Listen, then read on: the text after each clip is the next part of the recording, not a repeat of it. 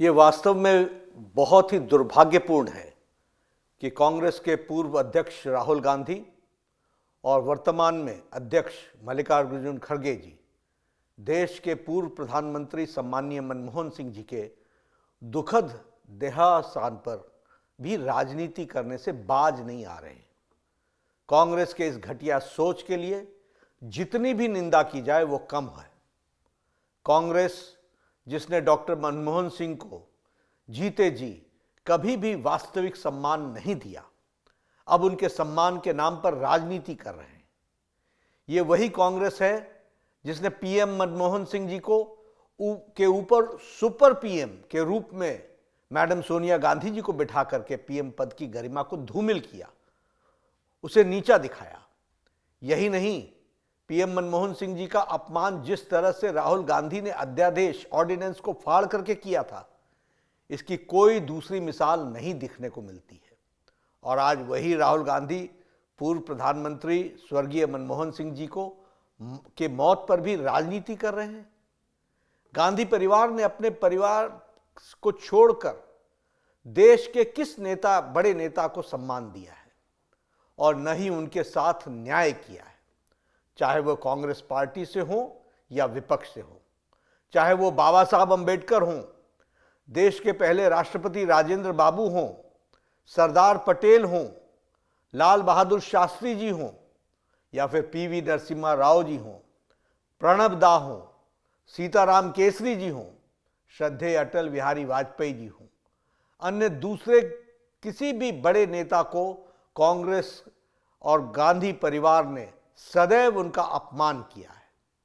कांग्रेस नेताओं और उनके समर्थकों ने तो श्रद्धेय अटल बिहारी वाजपेयी जी के देहावसान पर के बाद भी उनका अनवरत अपमान किया। इसके कई उदाहरण मौजूद हैं। पूर्व प्रधानमंत्री आदरणीय मनमोहन सिंह जी की समाधि के लिए आदरणीय प्रधानमंत्री श्री नरेंद्र मोदी जी के नेतृत्व में सरकार ने जगह भी दी और परिवार को सूचित भी किया है, फिर भी कांग्रेस झूठी खबरें फैला रही है। वैसे कांग्रेस का इतिहास याद रखने की जरूरत है।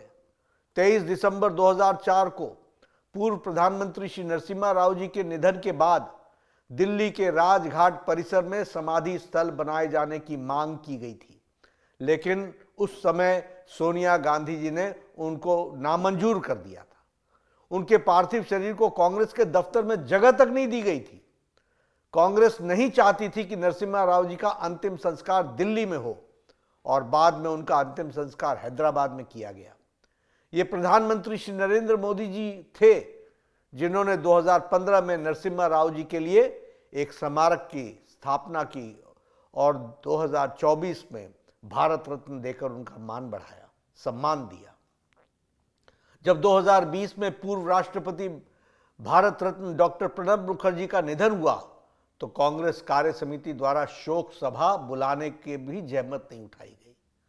कांग्रेस को याद हो या न हो, लेकिन उनकी याददाश्त के लिए मैं बता देना चाहता हूं कि 2013 में कांग्रेस की यूपीए सरकार ने राष्ट्रीय स्मृति बनाने का निर्णय लिया था और तय किया था कि किसी भी नेता के लिए अलग से समाधि स्थल नहीं बनेगा।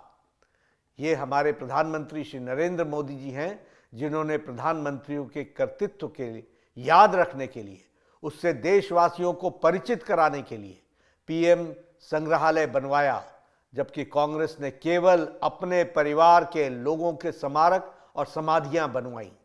सम्मान का असली मतलब सीखना है तो आदरणीय प्रधानमंत्री नरेंद्र मोदी जी से सीखना चाहिए। एक अनुमान की माने तो कांग्रेस सरकारों द्वारा देश में करीब 600 सरकारी योजनाएं, शिक्षण संस्थानों, अवार्डों, सड़कों के नाम, नेशनल पार्कों के नाम, म्यूजियम्स, एयरपोर्ट, बंदरगाह, इमारतें और खेल के नाम पर, नेहरू गांधी परिवार के नाम पर रखे गए, जबकि बाकी शख्सियतों के नाम पर योजनाएं केवल उंगली पर गिनने लायक हैं, उंगली पर गिनी जा सकती हैं।